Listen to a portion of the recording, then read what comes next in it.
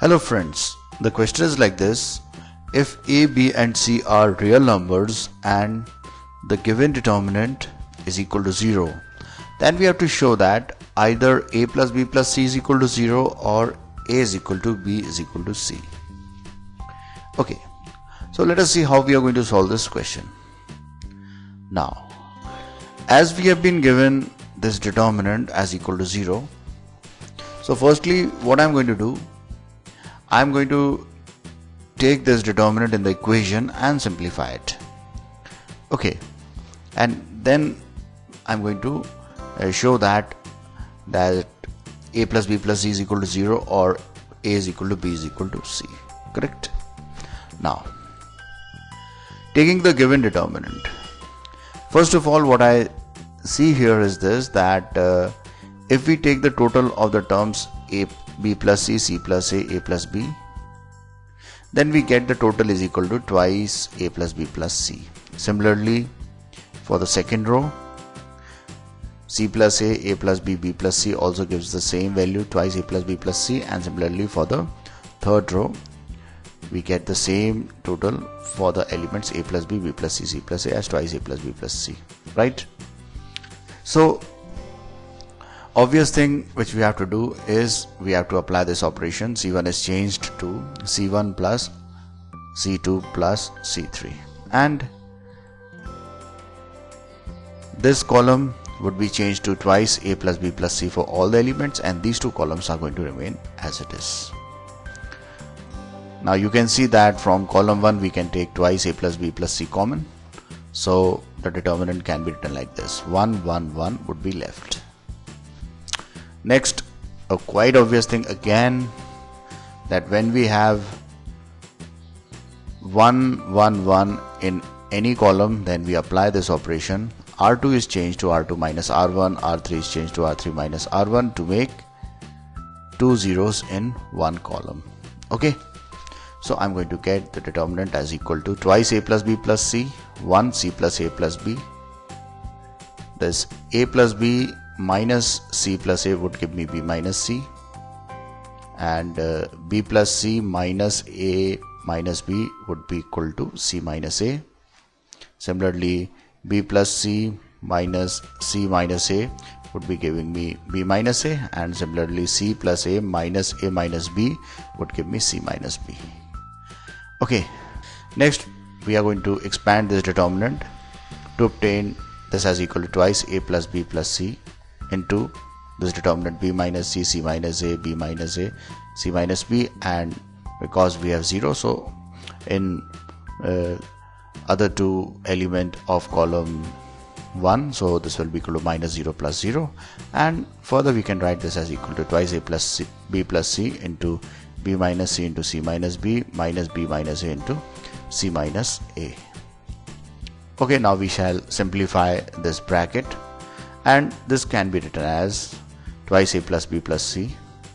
This will be equal to minus b square minus c square plus 2bc. This will be equal to plus bc, outside minus sign, so minus bc, minus ab, minus sign here, so plus ab, plus minus ac, here minus sign, so plus ac, and plus a square, minus sign outside, so minus a square. Okay, so this can be rearranged, this bracket can be rearranged and written as twice a plus b plus c into minus a square minus b square minus c square.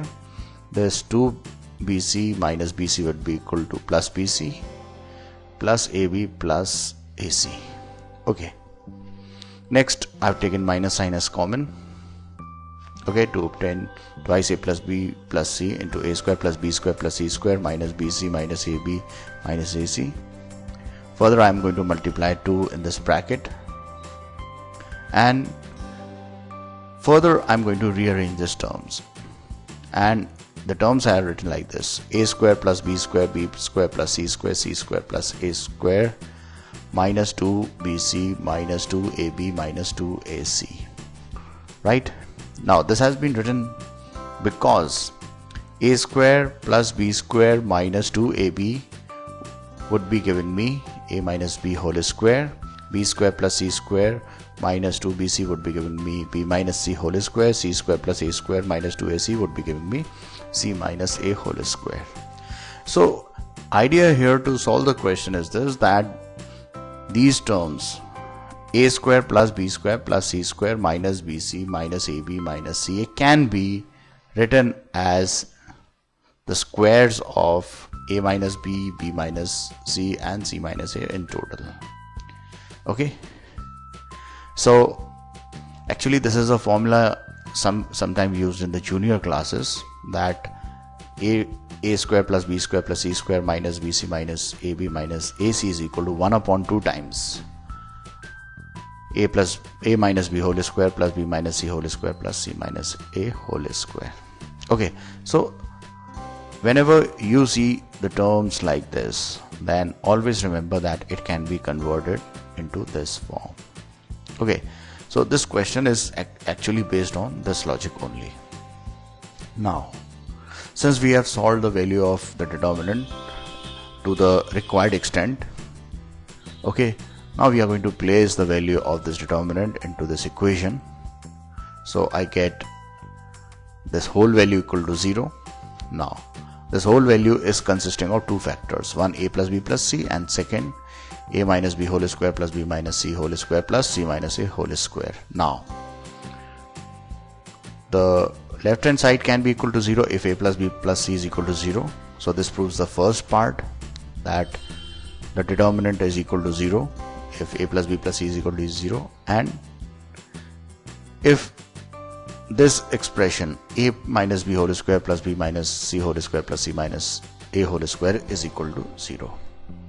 Now you can see here, or in other words, a very important point to be noted here is this, that a minus b whole square, b minus c whole square, c minus a whole square are all positive terms, because square of any real number is always positive.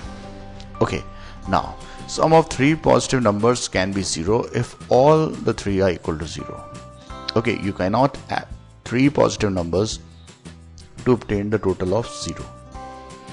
Okay, so this implies that this expression can only be equal to 0 if a minus b whole square is equal to 0, or and b minus c whole square is equal to 0, and c minus a whole square is equal to 0. All the three should be equal to 0.